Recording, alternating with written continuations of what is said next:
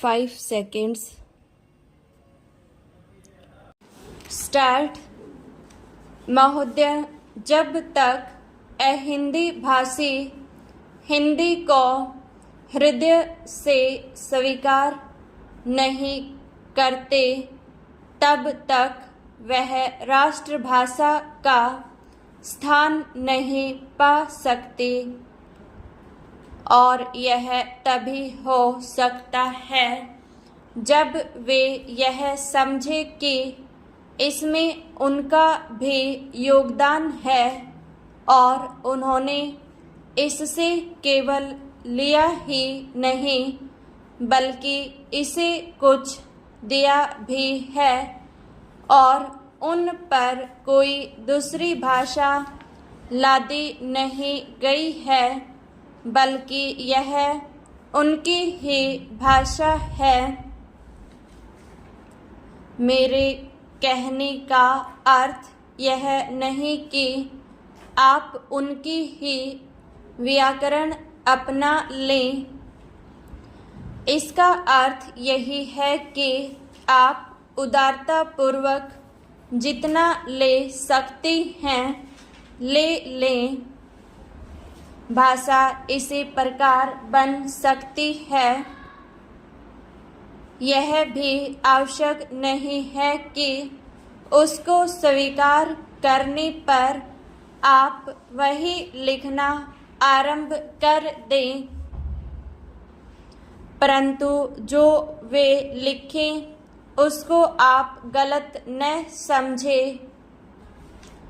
आज किसी भी भाषा का रूप वही नहीं है जो उसके प्रारंभिक काल में था।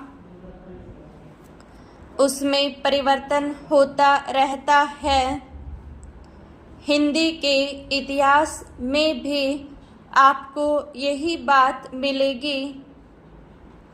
मैं हिंदी का कोई विद्वान नहीं हूँ, पर मैं अपने अनुभव से कह सकता हूँ कि उसमें भी पिछले 500-600 वर्षों में बहुत अंतर पड़ा है तथा पहले की और आज की हिंदी में काफ़ी अंतर है। इसलिए नव युग में जब वह देश की भाषा बनने जा रही है तो उसमें थोड़ा अंतर करना भी पड़े तो वह स्वीकार कर लेना चाहिए, जिससे उसका अन्य प्रदेशों के लोगों के साथ मेल बैठ जाए। कई अहिंदी भाषी लोगों ने भी हिंदी की काफ़ी सेवा की है। आपके राज्यपाल महोदय अहिंदी भाषी हैं और इन्होंने अपनी भाषा की बड़ी सेवा की है। यह भी हिंदी के पक्ष में थे और इन्होंने बड़ा योग दिया, जिसके कारण हम संविधान सभा में सफल हो सके। इनका भी यही विचार है जो मेरा है। मैं चाहता हूँ कि इनको भी हिंदी की सेवा करने का अवसर दिया जाना चाहिए। उसका फल हिंदी के लिए और देश के लिए अच्छा ही होगा।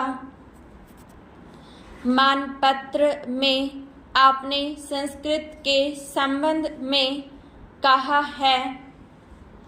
मैं मानता हूँ कि हमारे देश में संस्कृत का अध्ययन आवश्यक है, क्योंकि देश की सभी भाषाओं का स्रोत वही भाषा है। संस्कृत से हमारा संबंध अटूट है। इसकी पढ़ाई लिखाई कम हो गई है। यह हमारे लिए दुख की बात है। मैं आशा करता हूँ कि इसकी उन्नति होगी। महोदय, मैं अपने बारे में कहता हूँ, जब मैं छोटा था और कॉलेज में पढ़ रहा था, तब रूस और जापान के बीच युद्ध छिड़ा। उस समय समाचार पत्रों में जापान के संबंध में बहुत से बातें छपा करती थी। उनमें एक बात यह भी थी कि जापान में समूरिया जाति के लोगों ने अपने सब अधिकार वहाँ के राजा को दे दिए थे। उसके बाद जापान बड़ी उन्नति कर सका। हम लोग यह पढ़कर आश्चर्य और सराहना करते थे। उससे बढ़कर हमारे यहाँ के लोगों ने स्वराज्य स्थापित होने के बाद 1-2 वर्ष में एक उदाहरण उपस्थित करके दिखाया। हम भी अपने हजारों वर्षों के इतिहास को नहीं भूलेंगे। जो रियासतें अलग अलग स्थापित हो गई थी और एक प्रकार से भारत कई टुकड़ों में बटा हुआ था, वे सब टुकड़े एक हो गए। आज ब्रिटिश भारत और देसी रियासतें मिलकर एक हो गई हैं। उसके बाद हमारे सामने यह प्रश्न आया कि भारत के लोग केवल स्वराज्य से ही सुखी नहीं हो सकते, उनको किसी न किसी प्रकार सुखी बनाना है। इस संबंध में सरकार ने अपनी ओर से प्राय सभी राज्यों में जमींदारी और जागीरदारी उन्मूलन के कानून उपस्थित किए और वे कानून पास हुए। प्रसन्नता की बात तो यह है कि बहुत से स्थानों में कानून उन लोगों की स्वीकृति से तथा उन लोगों की सलाह से पास किए जिनकी जमींदारी और जागीरदारी समाप्त हो जाने थे। यह भी देश प्रेम का उदाहरण है। उन लोगों ने अपनी संपत्ति का त्याग इसलिए किया कि उससे सारे देश को लाभ पहुँचे। वह काम भी लगभग पूरा हो गया और पूरा होता जा रहा है।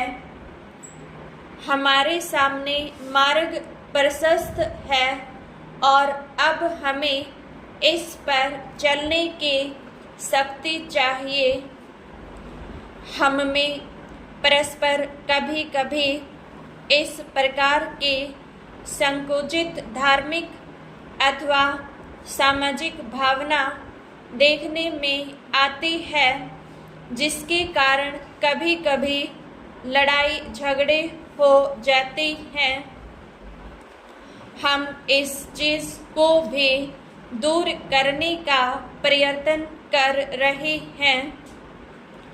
हमारे संविधान में स्पष्ट बता दिया गया है कि कोई चाहे किसी भी धर्म का क्यों न हो, किसी भी जाति का क्यों न हो, इस देश में सबको समान अधिकार है। गरीब से गरीब आदमी को भी वही एक वोट देने का अधिकार है जो कि राजा साहब को है या मुझे। धर्म के नाम पर किसी प्रकार का भेदभाव नहीं किया जाता है।